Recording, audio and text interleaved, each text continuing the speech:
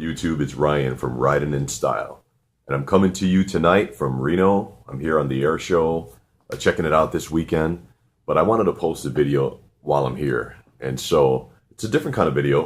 Basically, what I wanted to talk about was buying a car, whether it's a new car or a used car.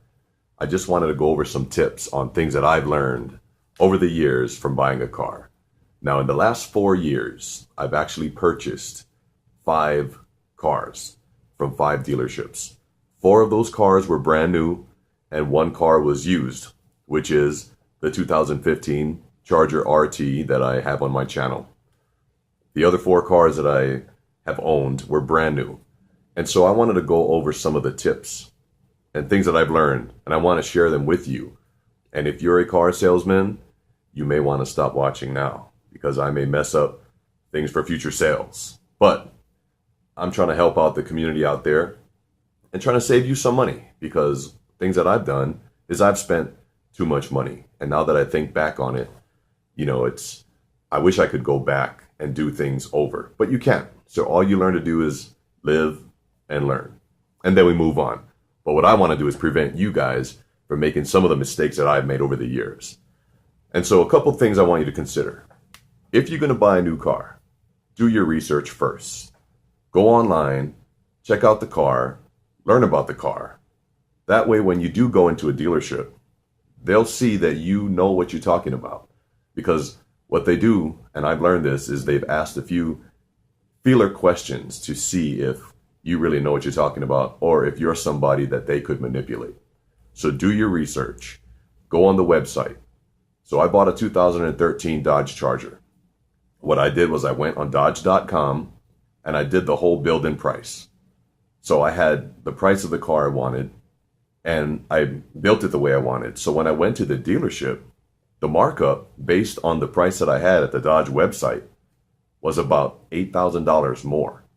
And so prior to going, I didn't want to waste my time. I called the dealership and I said, listen, I built this car online. I see that you folks have something similar. This is what I want to do. I want to buy it, but I want the internet price.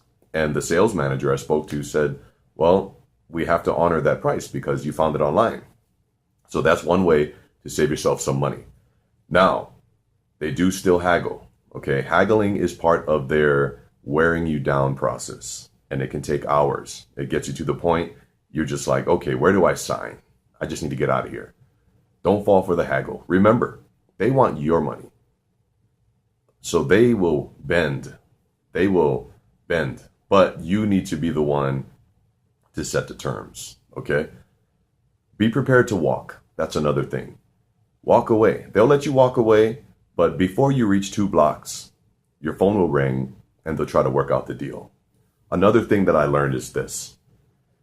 The finance manager, the one that gets you the loan, is also trying to make a cut off of you. So you thought that you agree on a price from the salesman, and then you go into the finance manager to work out these numbers. Have you ever thought about why the numbers are so different from what you talked about with the salesman to the end result on paper after dealing with the finance manager? Well, here's what I found out. The insurance rate that you get if you finance through the car, I meant the interest rate that you get, they mark it up. They have the ability to mark up the interest rate. And so they run your credit, and we're led to believe that the interest rate they quote us is based on our credit. Well, that's bogus. They can mark it up to, I believe, like 1.25% higher than the bank sells them an interest rate. So you want to find out what the bank is selling them as an interest rate. And these extended warranties, okay? They try to get you paranoid. If you don't buy this warranty from us, they'll tell you it could cost you thousands down the road. Well, guess what? The number that they sell you the warranty on, that can be marked down. Okay, I had a dealership, I'm not going to mention any names, and this is recently. He tried to sell me the extended warranty for $2,400. And I said, that's way too expensive. So just like that, he cuts it down to $1,800. $1,800. And I said, well, if I wanted to spend $1,800 more, I would have bought the all-wheel drive for this particular vehicle that I have. So he tells me, look, I got to show a profit. I said, well, how much does it cost you folks to buy the insurance? I'm sorry, the extended warranty. He said that it cost them $900 to buy this warranty. He was trying to sell me for $2,400, but he said I need to show a profit. So I told him, well, how about $1,000? We'll go up $100. He goes, okay. I got that warranty for $1,000, 7 years, 100,000 miles or whatever it is.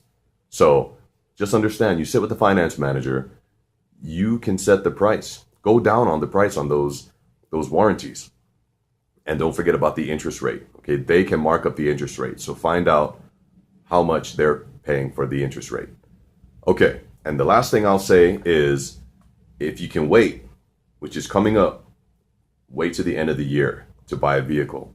What I learned is that these dealerships need to pay taxes on all the vehicles left on their lot, unsold, at the end of the year on December 31st. That's why they have all these year-end closeouts. You're likely to get a better deal at the end of the year than at any other time. So folks, that's just a couple of pointers that I wanted to give you. If you're thinking of going into a dealership and buying a car, do your research. Understand that it's not just a salesperson trying to make money off of you. They also try and get you to the accessories people to buy all of their accessories. And all those are marked up. I bought a lot of accessories on Amazon and eBay for way less. Thirdly, the the finance manager, they will try to take advantage of you as well. So they haven't stopped making money off of you once you sat down. They're still trying to make more money off of you. So keep in mind about the interest rate if you finance through the dealership and the extended warranties.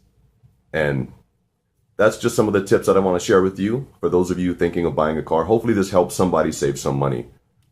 And if you had an experience with the dealership, good or bad, comment below. And don't forget to subscribe. This is Ryan from Riding in Style. Join the journey.